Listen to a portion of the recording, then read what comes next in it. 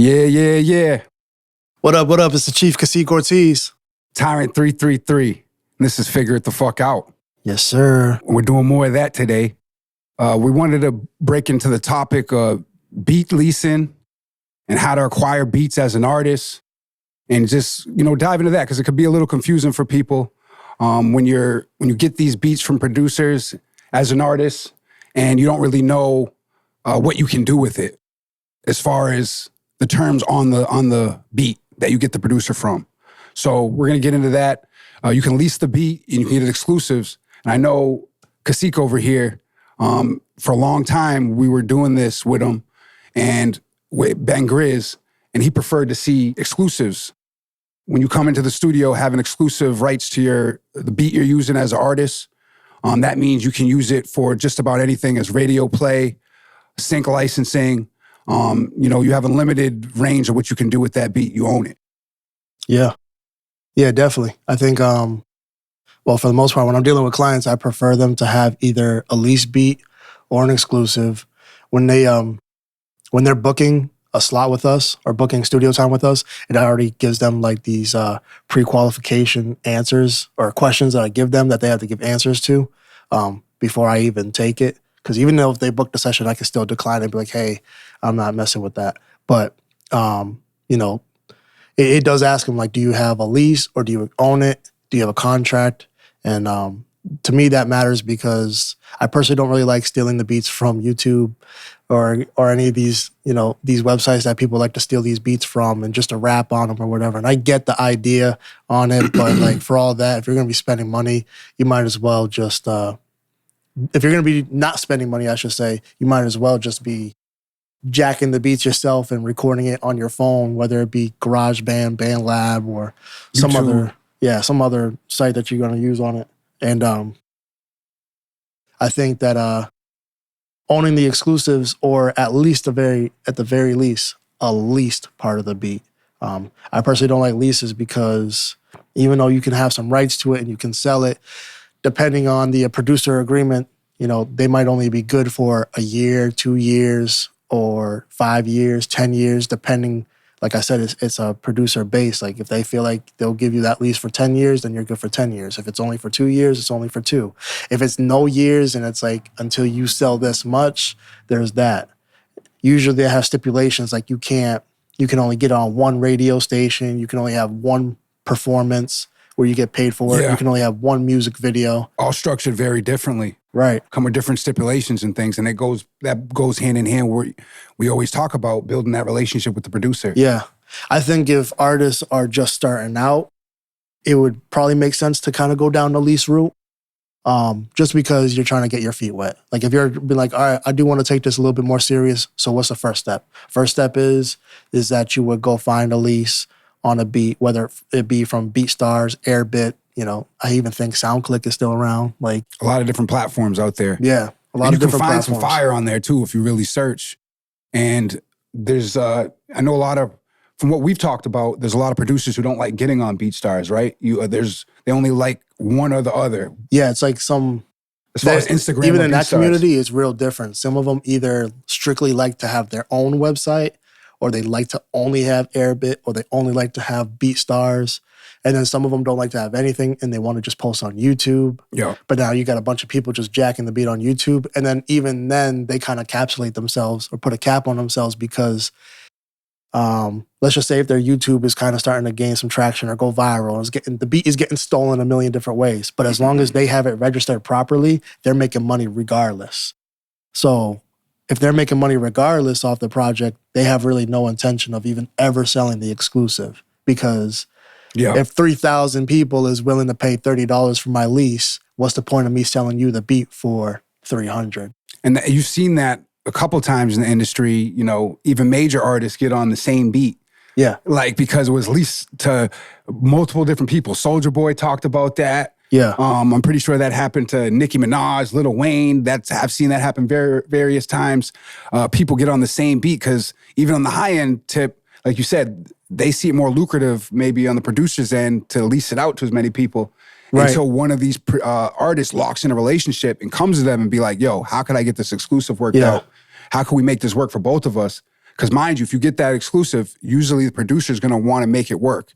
And we could be talking in this day and age bands for a good quality beat that is going to sound good sonically. Yeah. You know, but that also depends on the relationship you got with them still. Yeah, even if you, you know, even if they do give it cheaper, they're still entitled to publishing and other royalties too. So like, even when you lease a beat, you know, they're not even, like they're only giving you half. So it's like, you're going to own half the beat to a certain degree, but they're still going to own half of the beat themselves to continue selling. But if you go have a feature record where you got 3 people on one song, now you're splitting your 50% between 3 people.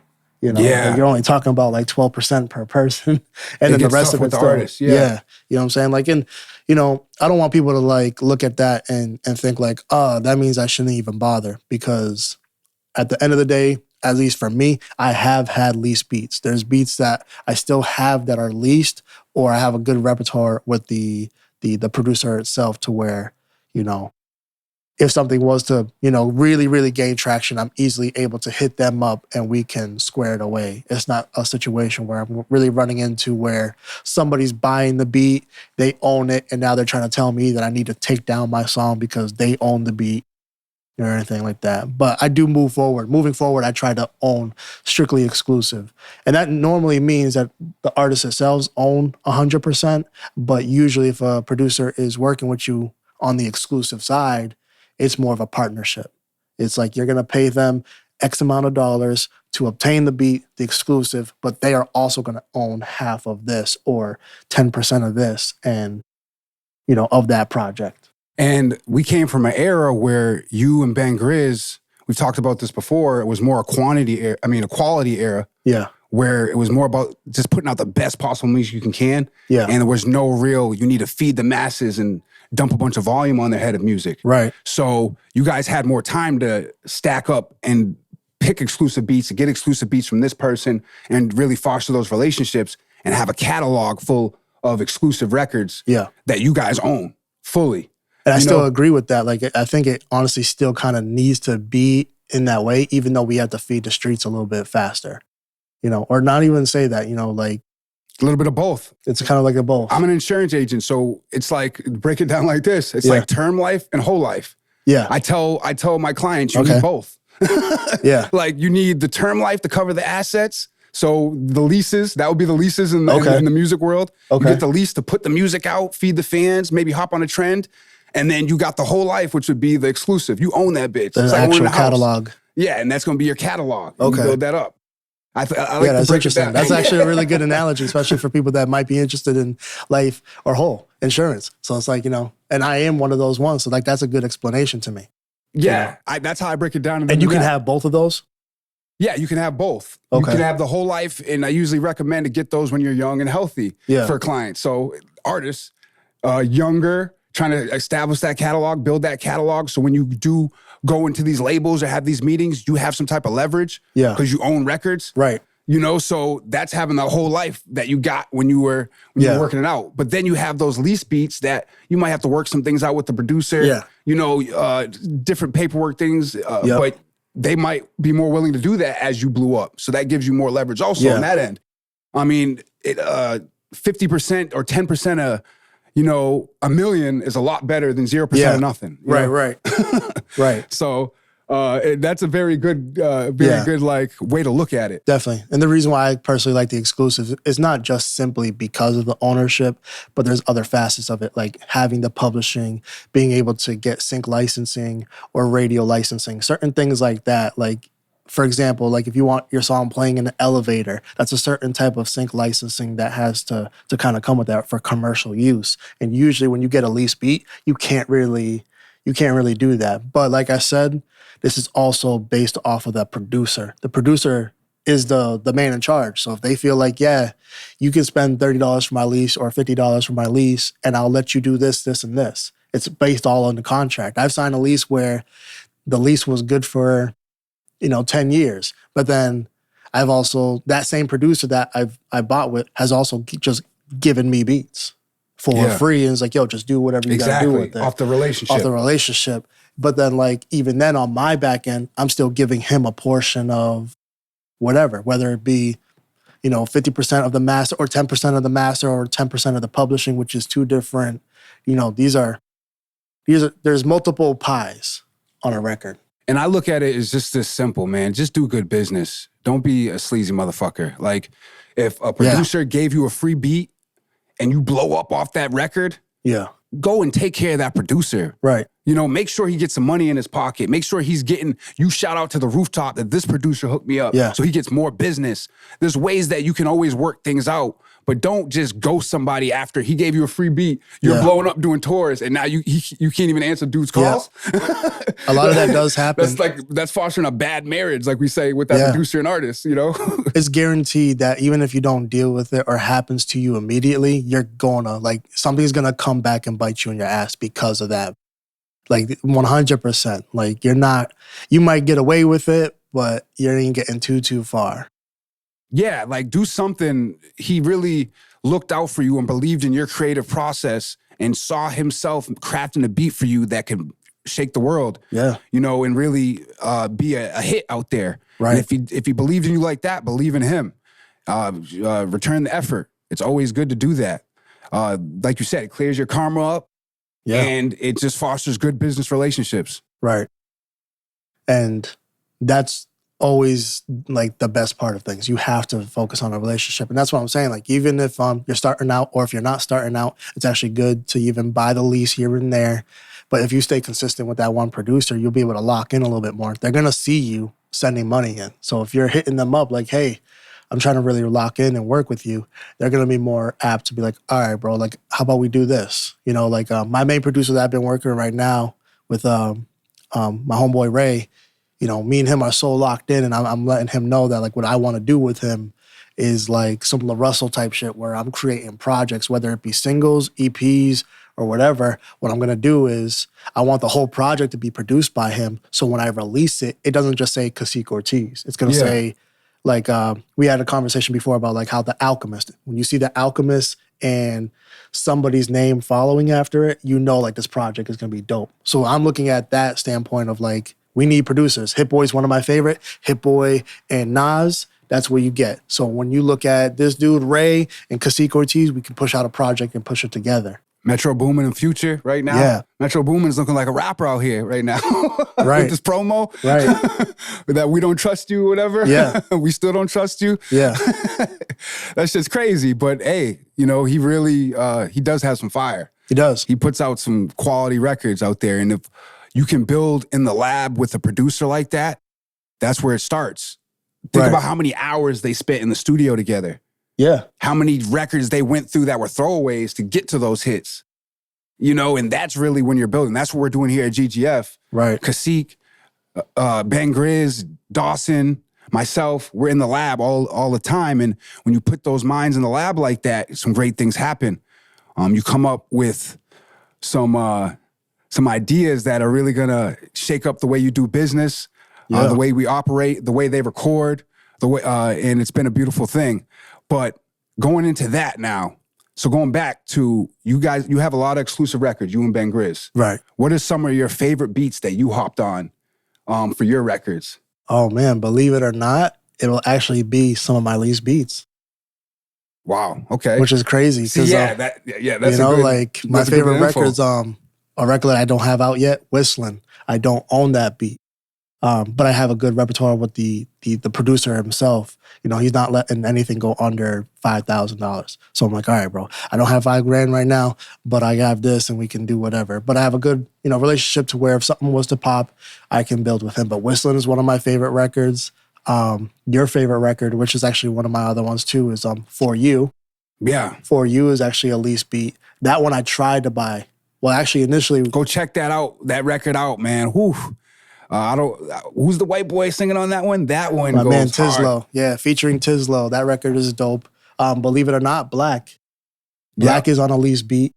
I was trying to own that one too. Same situation, but I was I love the song so much. And it's crazy because I want to say some of these newer records that I've kind of showed you, those ones I've owned. All the newer content, or not newer content, but all the newer songs I have, I own 100% of those. But some of my best records have been on lease beats. Yeah. So don't handicap yourself by being like, yo, I might not have the funds to get all these exclusives. I have. And artists do that. I bury them. So that record Bury 'Em, I was actually trying to buy the original because that's actually a whole different beat and everything. Once I finally, this is where I capped myself at, is because I had the money to buy it, but I just didn't buy it because I was focused on other things. Then when I finally hit the producer up, it was like, hey, I'm ready to buy the beat. He was like, I already sold it. I can't even lease it no more. So now I have this record. And I was like, damn, I love this record.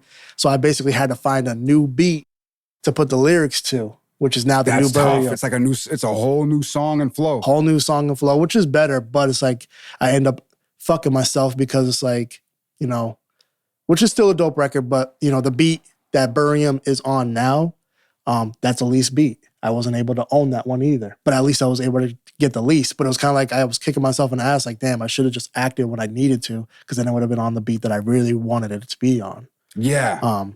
And Bury 'Em, that beat probably would have been something a little bit different. So just to touch on what he's saying here, had a lease. Yeah. Was planning on getting the exclusive, but he was working the lease, working the rollout, getting content done for it. Yeah. By the time he went back to the producer, they already sold the exclusives to somebody else who thought the same way as he thought about the record and like, yo, I need this. Yep. Bought the lease out.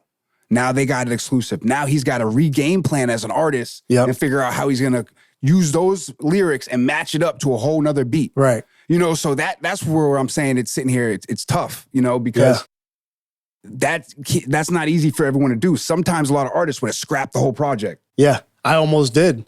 But I wanted to do it so bad because I was really stepping out of my element. Like, I didn't rap like this before, and I've never heard anybody rap like this before. So I was like, no, this one needs to come out. And I'm glad I did, because either people loved the record or they hated it. There was no in between. You either fucked with it or you let me know, like, I hate this record.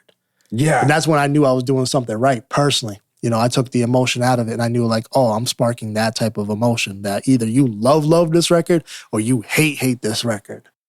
Yeah. So to piggyback off of you saying, like, not to capsulate myself, I could have easily thrown the project away, which I almost did. It took me about a year before I found a new beat for it.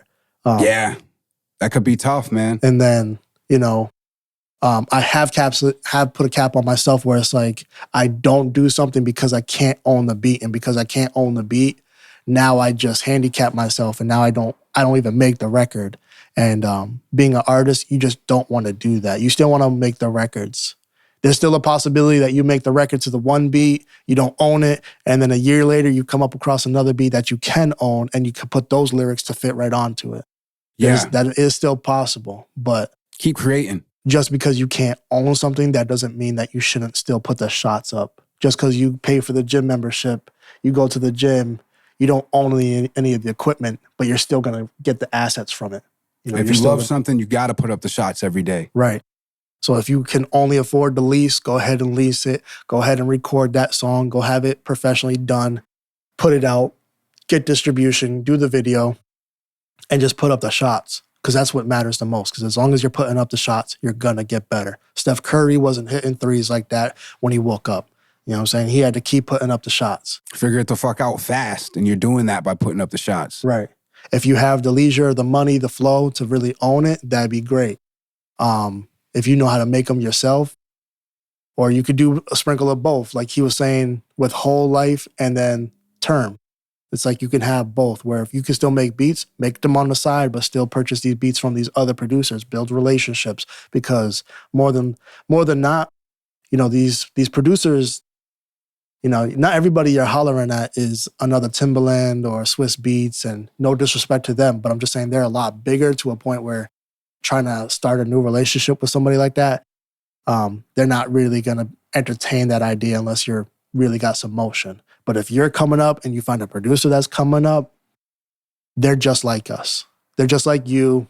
You know, my man Ray, he lives in like, I don't even remember, somewhere in the UK. I can't even think, you know what I'm saying? But like, we're so locked in. Like, I can just hit him up. The time difference, it doesn't even matter. Like, me and him just be locked in. but he's the same. He's up at 4 a.m. You're up at 11 at night, whatever. Right. Yeah. He's making beats. I'm writing to his beats. Yeah. In the lab. Yeah.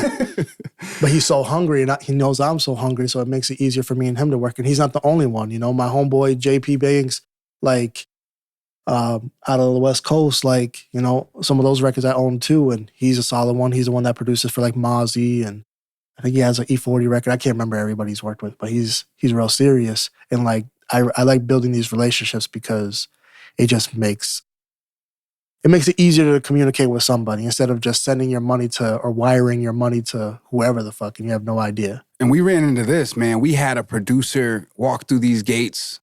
We thought we found a diamond, man. Like, we did find a diamond. Dude is very talented, not gonna name him. Yeah. He was, we were salivating with the music we were about to make. Like, yo, this is about to be the biggest hits that come out of GGF right here. Yeah. And you got to be careful. Like, just like artists have situations, this was new for me as a manager.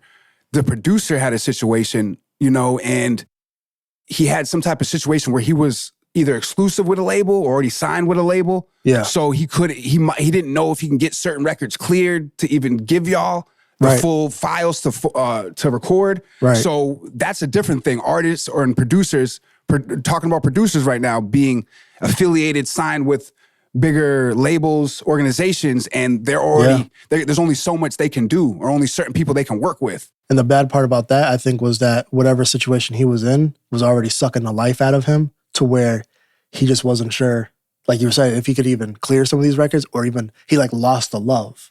Like he didn't love music no more and he just wants to stop. Like that's when we talked about the artists like wanting to get signed so bad and then they get shelved as soon as they get signed. Yeah. They take that one hit, own it, and then they just shelve you for the rest of your music. Yeah. You know, that could happen on the producer end too. Yep. So we don't know what situation was, but that was the first time I encountered it as a manager, like a producer that had all these handicaps because he was obviously doing it at a high level. He was very talented, but it's about fostering that relationship before that producer gets to that level, you know, where they're under red tape and all types of stuff. Yeah, where he was kind of feeling like I said, either intimidation because we were really trying to do things at a very high level. Who knows, you know, like it didn't even have to be all that. He could just woke up one day and was like, yo, I just don't love this shit and I just don't want to do it no more. And you can't force somebody to continue doing it. And that also runs into another issue too. It's not just specifically him, but where producers, you know, a lot of this language between leasing and exclusive kind of gets muddy because there's a lot of producers out there who are getting these sample packs from like Splice. And for those who don't know what Splice is, basically Splice is like a plugin that you can put in on the program that you're using to make these beats that help you create your melodies or your drums. It's all like already pre-made sounds. Wow. So it's hard to use exclusive beats with these sounds because everybody has access to these sounds. And even though some of them are supposed to be royalty free, if I make a record with a certain melody and then you go make a record with the same melody, one of us is getting flagged. Yeah. And it's like, whether I own the lease or the exclusive, it really doesn't matter because they end up finding out not just me made a record and you made a record, but now we found 10 other artists that made a record with a same melody. Very similar song. Yeah, very similar melody in the hook or, you know, and it becomes kind of muddy because like now it just like, you know, it's hard to be like, yeah, I'm gonna buy the lease or buy the exclusive when we're doing so much sampling and so much of the same shit that it's kind of working itself into a free situation. Like everybody's gonna start doing some free shit and nobody wants to really do it for free. You know, that's very interesting. We had a situation too. I'm gonna disclose this here. Ben Grizz, shout out to my brother. One of his very first records, you know, that he did well, Walking In. Had the beat, made videos for it, rocked it. One of those situations where this is a high-level producer, he was selling the beat to a lot of different people. Next thing we know, we see a remix version with Lil Wayne on it. And we're like, what the hell, bro? Yeah. And it was one of those Lil Wayne's where he takes an old-ass verse and just sticks it on a beat and just lets it float out, you know? And then we did more homework and found out, dang, boom, Cash Doll then dropped the video on it too.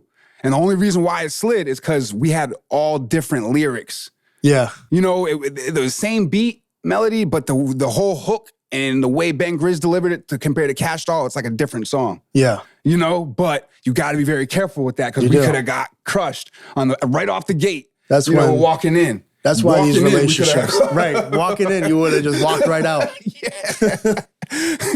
That's what I'm saying, though. It's like that shit really does happen. It is known in the industry. And that's like, think about that. At what cost? Your brother was trying to work with a bigger producer and that was the cost of it.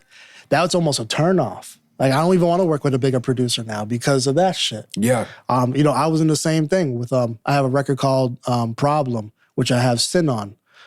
It's off of my first Status Quo album. I got with Automatic Beats. Shout out to him. I actually really fuck with his beats super heavy, but he used to be the producer for like Dipset, and he has like a A-Rap music type of sound to him. So like he's locked in with a lot of big producers, whatever.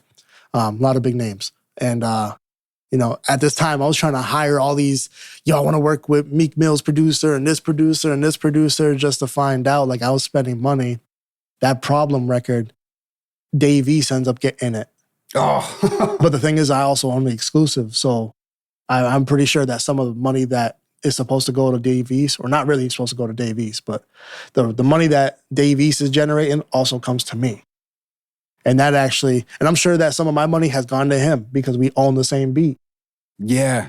Contracts matter. This is where the contracting kind of helps because like this is going to happen. And when it does happen, instead of looking at it like, oh, the producer was trying to be shady, you got to understand a lot of these producers are making millions of beats and they forget which ones they're sending off to because a lot of times producers, what they'll do is they'll grab a beat pack, they'll send it to a whole bunch of people and then hope somebody buys it. They have no idea who's making records on top of it. They have no idea who's putting the music out without their consent or any of that shit. And then when it finally hits the fan.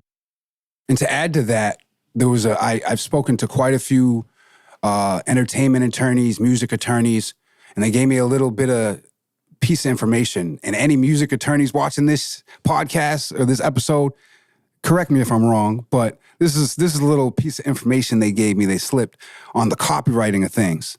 So they want you to spend all this money to go get all these records copyrighted.